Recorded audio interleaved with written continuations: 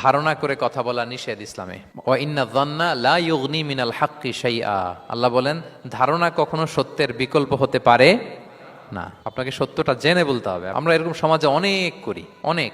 আপনি পাবেন, ধরেন যে আপনাকে আপনার এক বন্ধু দেখলো, রিক্সা দিয়ে যাচ্ছেন, আপনার পাশে এক নারী বসা, তো সে অনেক কিছু খারাপ ধারণা করতে পারে। এরকম হয় না সমাজে? তো এমন হতে পারে যে আপনি আপনার ছোট বোনকে নিয়ে বেরিয়েছেন, হতে পারে না? কিন্তু আপনি তো একটা ধারণা করে ফেললেন অন্য কিছু। বা আপনার ভাগ্নিকে নিয়ে বের হয়েছেন, আপনার খালাকে, আপন খালাকে নিয়ে বেরিয়েছেন কোনো কাজে, ডাক্তারের কাছে বা কিছু একটা হতে পারে। কিন্তু তাকে দেখেই আমি এদিক সেদিক বলতে আরম্ভ করলাম যে ওকে তো দেখছি এরকম এরকম এরকম। আছে না নাই? আমাদের সমাজে আমি দেখেছি যে কারো যদি ঠোঁট কালো হয় তো মানুষ ধারণা করে নেয় লোকটা মনে হয় সিগারেট খায়। কিন্তু সিগারেট সেবন করা ছাড়াও কারো ঠোঁট কালো হতে পারে কি পারে না বলেন?